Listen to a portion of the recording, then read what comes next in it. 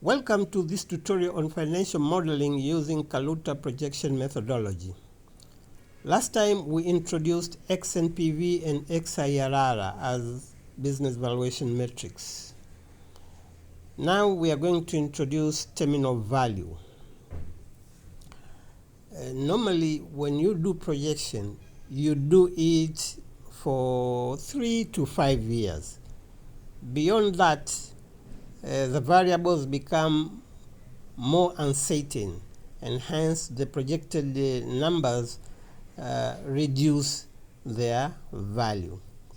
And to replace the projection for a longer period, terminal value is used to project for expected future cash flow beyond the plausible projection period. Okay, so in my case, for example, we have 3 years projection period.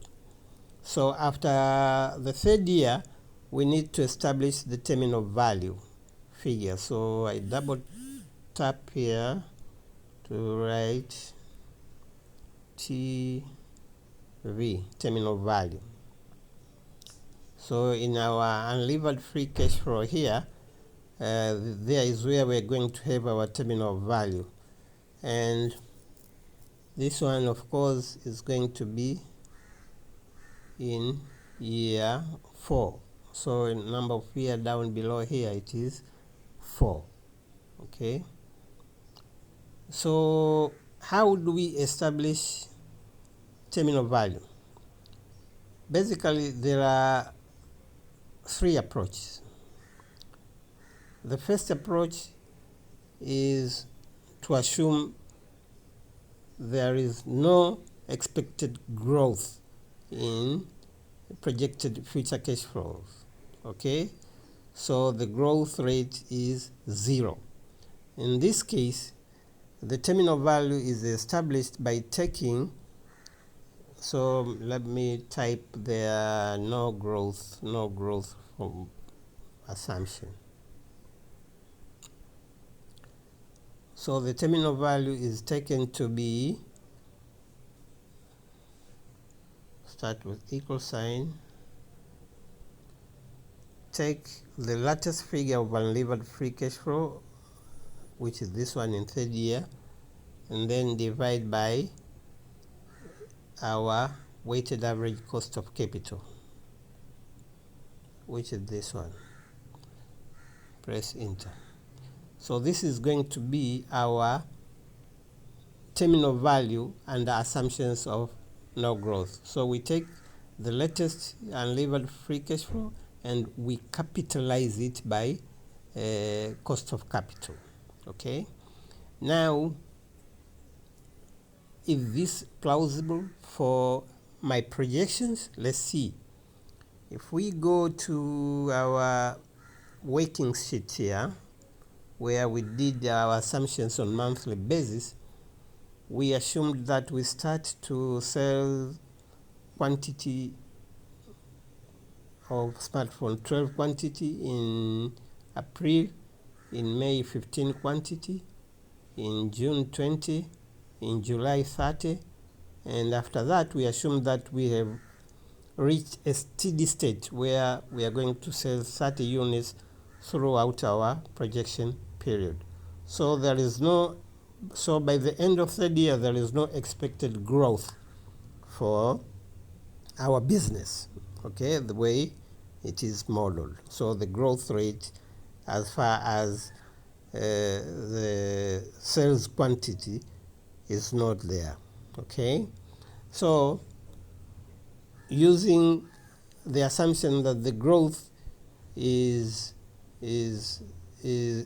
0 can be applicable in that sense.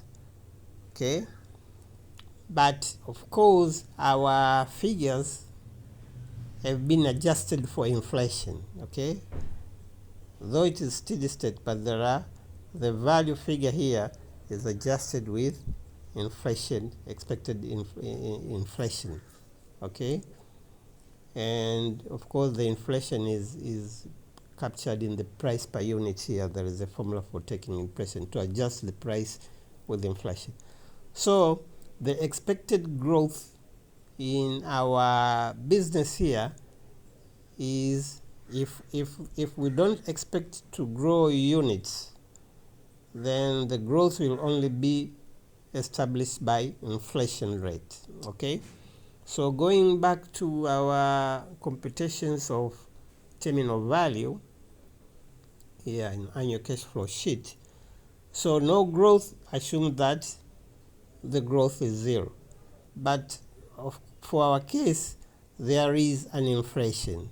Okay, so the growth is going to be the inflation, and for that matter we now have to use the Gordon growth model. Okay, and the Gordon growth model says, this is the formula I'm typing here. Let me start with equal sign, but put this for a string. So the Gordon growth will start with, open the bracket, then take latest unlevered free cash flow. So unlevered free cash flow,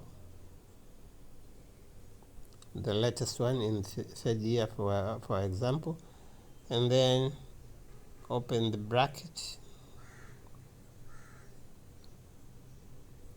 open the bracket, 1 plus R, that is cost of capital, close the bracket. Okay, and then close the bracket again. So all of this figure is divided, so divide by, open the bracket, R, that is our cost of capital, minus growth rate, expected growth rate, minus G, then close the bracket. Okay, so that is the formula for a dividend growth model that assumes that the expected future cash flow in a year, in from the end of the projection period beyond, is going to be G, and this one is assume that the growth is going to be constant in perpetuity. So this is the formula for Gordon growth model. So if we use this formula, we assume now there is a growth here. Okay, this one is okay. The string, I was supposed to start the string here so that it's not reported as a formula, and this one I need to remove. Okay, so we apply the Gordon growth model here by starting with equal sign and then unlevered free cash flow, the latest one, which is this one in year 3. Okay, but before that we were supposed to open the bracket, so let me repeat it. Let me also use this typing pad here. So I open the bracket, then click on this figure, unlevered free cash flow here, and then after click on that, then multiply by,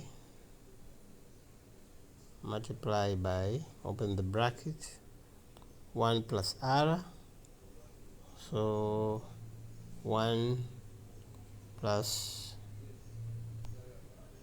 cost of capital, which is this one, weighted average cost of capital, and then close the bracket, and then close the bracket again, and then this one put divide, open the bracket, and then R is this one again, minus growth. The growth for us, as I said in our case, is the inflation rate. Okay, so the inflation rate which was used is 5%. So close the bracket, then press enter. So this is how we have established the Gordon growth terminal value, okay, by assuming that our growth in perpetuity is inflation, because as I've shown you, we reach a steady state of sales, quantity of units to be sold, so the only adjusting figure was inflation, so the growth rate was shown to be inflation. Normally, when you use Gordon growth model, the growth rate is expected to be between from the inflation rate and up to the GDP growth rate of a country. Okay, anything beyond GDP growth rate is unrealistic to be, because how do you expect to perform better than the rest of people in your country? So that may not be reliable or realistic for that matter. And for inflation, we have seen here, if the growth is constant, then what is left to grow your number is only inflation rate. Okay, so those are parameters you can use to decide for your growth rate. Okay, so we have our valuation of terminal value under the assumption of growth, and our growth in this case was inflation rate used. And the last one is exit multiples.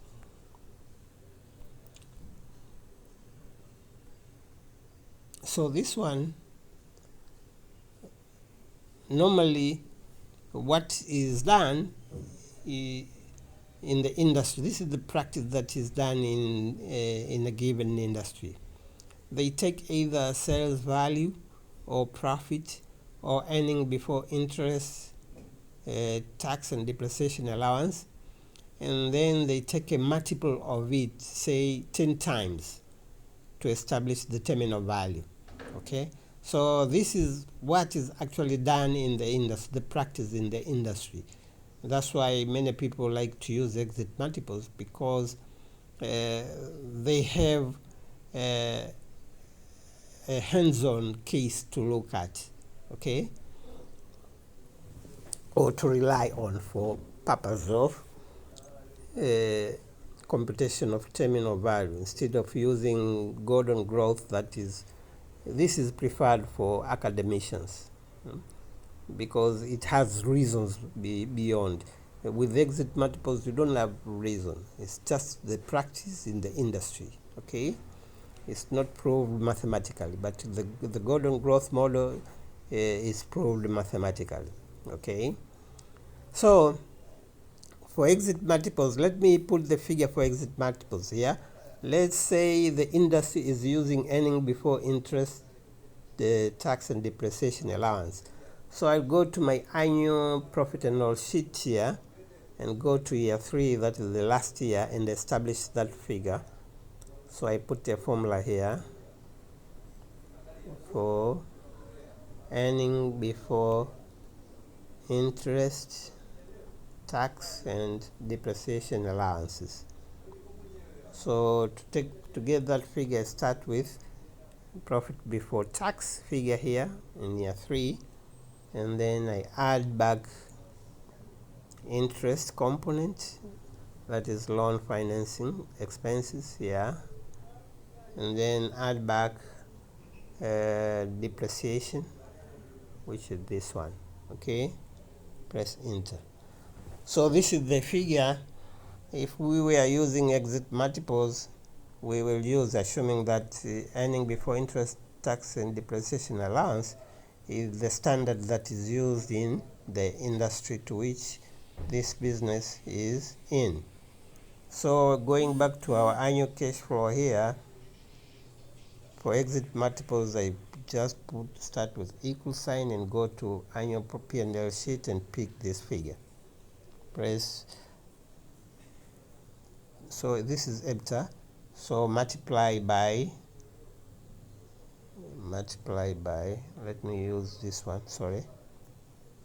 Yes. So multiply by the multiples now. So the multiples in this, we say it is 10. That is what is done. You take your earning before interest, tax and depreciation allowance and then multiply it by 10 to establish the exit multiple. So let me arrange these numbers properly. Let me just use format painter to paint these. This one, and this one. Okay. Let me double tap on top to expand. So we have our valuations. We see in the first one where there is no growth at all, we have 79 million Tanzanian shillings as our terminal value. In the growth assumption for inflation, we have 125 million, and in exit multiples we have 298 million. So in our case, the terminal value with the least figure is assumptions under no growth. Okay, so though the growth rate using inflation is more plausible because inflation will always be there, but to be conservative, I would take this no growth valuation because it has the least value. Accountants, there is a law of conservatism. You need to be conservative in establishing your numbers. Okay, so try not to overestimate the positive cash flow and underestimate the negative cash flow when you do numbering. Okay, so in this case, let me take terminal value here, figure. Let me take the terminal value used under the assumptions there is no growth, simply because it is conservative figure. Okay, so I press it here. So I have already put my my figure. Now what is left is to adjust our formulas here, because for example, if you go to, okay, before that, yes, this figure for, I need now to copy, select this and fill this formula here so that we have the value for the terminal value brought here. Okay, so we have discounting factor for the terminal value has been taken into consideration here after dragging, of course. That is taking year to be 4 here, and cost of capital, so 1 plus cost of capital raised to number of years, in this case 4, to establish discount factor for terminal value, and that discount factor has been used to discount this terminal value figure to bring it to present value. Okay, so the formula for NPV here, if we click here and click at the end of the formula on bar on top, we see it only covers up to year 3 because we had no terminal value yet when we were modeling. So what I need to do is simply drag this to cover the figure for terminal value and press enter. So we have rectified NPV. And just to redo it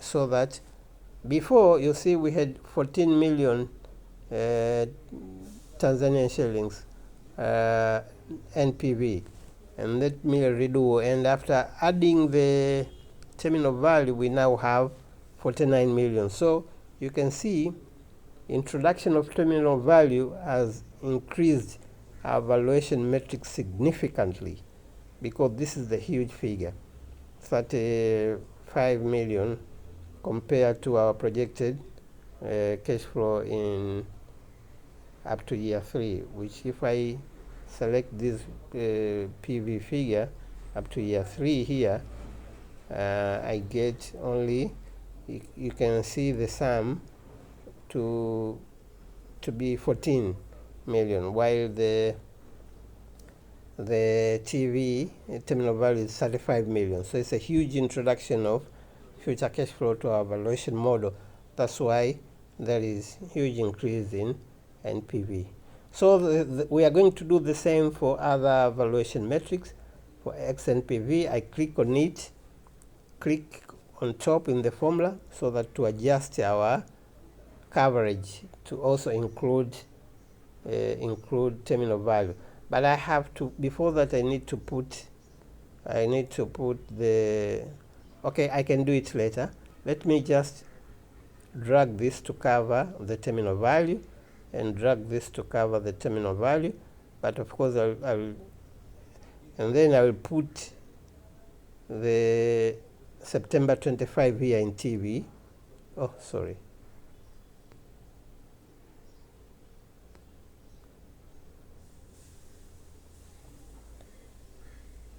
Up to here, press enter.